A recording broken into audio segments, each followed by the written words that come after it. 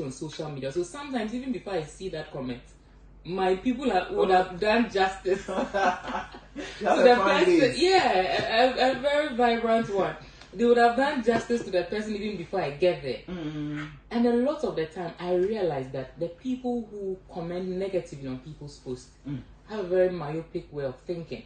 Sometimes they don't even watch the video till the end. They just start watching and they comment. They don't even get to see what you have said. There are times we use a certain style of creating content where you start by speaking on an issue on a very controversial or sarcastic basis. There are times I do that. So before you get in, I have spoken a lot of sense, but someone just watches the first 30 seconds and the person goes to comment. And I always say this, that in media and information literacy, you need to understand that not every content on social media is for you. So when you are watching a content and you don't like it, you skip. Right. But sometimes posting very negative comments on people's videos, it only narrows down to who you are as a person. So for me, the positives are 99.9, if I'm not exaggerating. And the impact is there. I get messages on daily basis of students telling me that I'm impacting their life. From parents as well. That one is even more overwhelming for me. I have parents telling me, I've asked my daughter to follow you, I've asked my son to follow you. I've met people who tell me my mom sent your link to me. And that for me, coming from parents, is overwhelming. So the one or two negative comments here and there.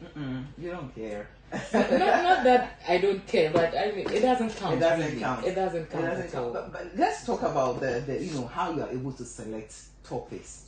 Areas that you think student will be interested in. Because now it looks as if every video you post is something that every student can relate. Yeah. Is it something you said to write, okay, this week or today I'm talking about the addressing, tomorrow I'm talking about, how does the message come to you? It comes to me naturally. I don't plan anything. Wow. Even when I'm seated in the car, I can just record. You would not even believe. Maybe I could have even recorded 2 videos in the car when I left here before I came back. It just comes to me naturally. Sometimes when I'm bathing, sometimes when I'm on the road, it comes to me naturally. Even when I visited here, I already have 2 video ideas I can do. And also because of my work as a lecturer, I am usually on university campuses, not necessarily on my campus, but sometimes I go around a bit to do 1 or 2 things. So when I just go, I just observe a few things, I talk about it. Otherwise, it comes to me very naturally, really. Yeah, and I'm sure the job also helps. And also, the issues that students share with me, a lot, on a daily basis, across all my social media platforms, on WhatsApp, students are sharing issues with me. So a lot of the time, the ideation for me, honestly, is very easy. It is either it has come to me naturally, or I've seen, or I've observed, or the students have shared, or a student has shared an experience with me, and then I write on that and I speak to it. Miss Eva. Yes. A lecturer, a mom, a wife, a student, content creator, and you're very vibrant, very active. Yeah. I think 5, and I'm sure I've left a lot out. How do you juggle, all these, and you still look fresh, Thank you. not drained? It is not easy. It is super stressful. Very, very stressful. But it all boils down to time management. Okay. And time management, I've always advised students to manage their time very well. Because you wake up and these are the things you have brought onto yourself. With content creation, who sent me? I brought it onto myself. So, and the motivation for me is the passion behind what I'm doing. The fact that every single day, I am impacting the life of at least one student out there. That for me is where I derive my passion from. And so when I wake up and I remember the course I brought onto myself, it is motivatory enough for me. Now, how do I combine? It is a daunting task. It is not easy at all. So usually I just ensure that I'm able to juggle between the two. So what I do is that sometimes I do my recordings, say within some few minutes in a day. Okay. Because if I want to tell you that I can record every single day, that would be a problem. And like I also said, because the ideas come to me naturally, sometimes the video is as simple as me going somewhere, and before I get down, I just record just 1 or 2 videos and I get down. That alone is content for me that I have to post. Right. Yeah. So I am just managing my time well, but trust me, it is not easy. It is not easy. I can imagine. I can only imagine. But you mentioned that for you, the fulfillment comes from the fact that you're able to impact lives. Yes. But being a content creator, a lot of for a lot of people, the motivation will be that, oh, we're able to get some money from it. Do you get, is it paying? Not yet. Okay. So far, that's the truth. So far, it is not paying for me. If it will pay later on, that's fine. But the impact alone keeps me going. Okay. But I would also not lie that I've not gotten opportunities. Even sitting here today to have this interview with you is definitely because of my videos on social media. Right. I've gotten some speaking gigs. I've had people invite me to come and speak at programs just from my social media content. Yeah, I've had people contact me to do 1 or 2 things for them just from my social media content. If it is yet to pay, then I'm waiting. But otherwise, so far, the fulfillment alone for me so far has been good. I am not looking at trends. When I post a video, my key aim is impact. Okay. If beyond the impact, the video goes viral, then that's a plus for me. Because the truth is that if I wanted to go viral, I would have gone viral long ago. And even now, I can still go viral. Because sometimes, when students share issues with me, they give me, not even sometimes, every time they give me names. They give me names of individuals. They give me names of institutions. Sometimes these names they give me are big names. I have students doing internship in organizations. Then they'll come and tell me XYZ person did this. And then the evidence is usually there. But I am not about the trends. Right. I am about the impact, and I stick to that and I focus on that. If I want to go viral today, all I need to do is to put my phone before me and mention a name or 2. And off I go. But hey, that is not my target at all. That's a lot of info. Yes, I get the information. We'll come to you for that. But let's talk about, I think that one video that a lot of students relates so much with when we come to your page is the where you're talking about what students should wear and not to wear. Yeah. Maybe a bit of advice before we even wrap up when it comes to how a student should appear. In fact, the truth is that there is no formula, like we all know, to how a student should dress and how a student should look, especially in the university. Aside some programs like law, for some universities, business administration, where you see that the students have a certain uniform that they wear. Usually, for most of the programs, there's no prescribed dress code or there's no uniform. However, this has always been my position. My position is that the university is a professional space. And in as much as we are free to wear whatever we want as students, we should still be appropriate. That has always been my keyword. We should still be appropriate in how we look. The truth is that some students dress for lectures, and when you see them, you think that they are just stepping out to the road to go and buy something, and just go back to the house. They don't know when to wear what, to wear, and even how to wear it. And that's the problem.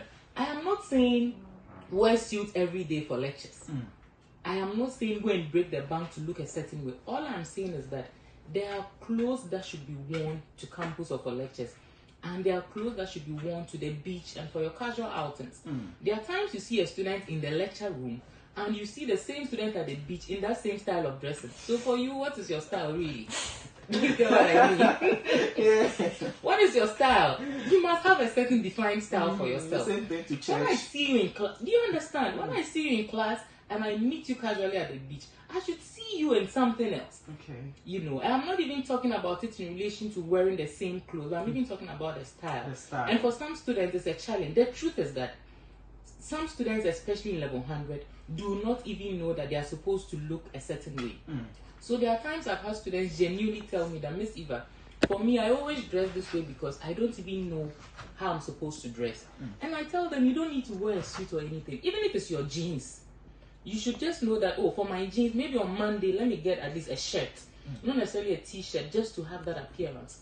On Tuesday, even if it's the same jeans, you're pairing it with a different shirt. Right. Then in the middle of the week, Thursday, Friday, if you want, you can do your casual stuff. If you have an African print and you're going to school on Friday, then you can. Because the truth is that even though there's no prescribed clothes for university students, a lot of the time, some students even get opportunities. just from how they look. I have personally recommended students for opportunities just from their outlook. Wow. Some students look so shabby on campus, and if I'm to go into the details, it is not going to be too good. It is not going to be too good. Yeah. But how do students treat you on campus? Your students, on campus, what's the feeling like? Yeah. A lot of the time, before I even enter a class, when I'm entering, they start laughing, or someone starts shouting, because of course they don't get to know who is their lecturer for the first time. Okay. But usually when I teach them for a few weeks, they warm up to me. And sometimes I see students on campus, especially first years. When the first years come, because they've been seeing my videos on social media, when they see me, they get so excited. But the continuing students, they see me around. Oh, yeah, they have always seen me around even before I got onto social media. So for them, it's very normal. But the new ones are treating you celeb. Yeah, celeb. Oh, not. But the same approach to you and be like, I want to take a picture. Yes. A few times, some students want to take a photo with me. Some just want a very short video. But that for me is just the extra. When I'm even walking on campus, sometimes where my mind is. Trust me. What about your colleague lecturers or your heads of departments and all? Yeah, well, yes, most of them see what I do, and they applaud me for what I'm doing, and of course they encourage me to do more. Yeah, so the energy is very positive. The energy is positive, and also, because of the nature of my work, a lot of the time I'm guided by the things I even say on social media, because sometimes I really want to go all out, but I have to be a bit diplomatic. Yeah. Wow. It's really exciting having you on the show. Let me take your final words. You are in academia teaching. Maybe your final words should talk about the challenges that lecturers face, some recommendations that you will make, especially now that we've had new government, some reforms going on. What would you want to see? Yeah, first and foremost, the lecturing job is not easy.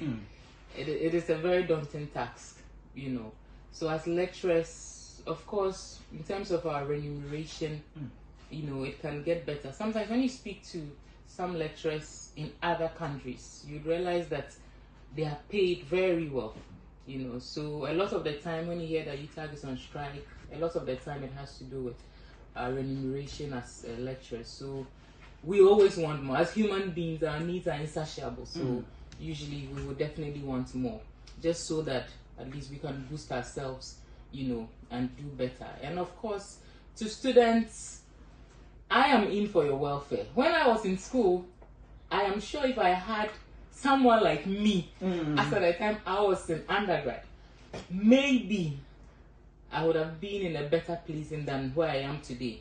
But of course, I'm still grateful to God and of course to my parents for how far, they have brought me. I just want to encourage the students to focus when they are in school.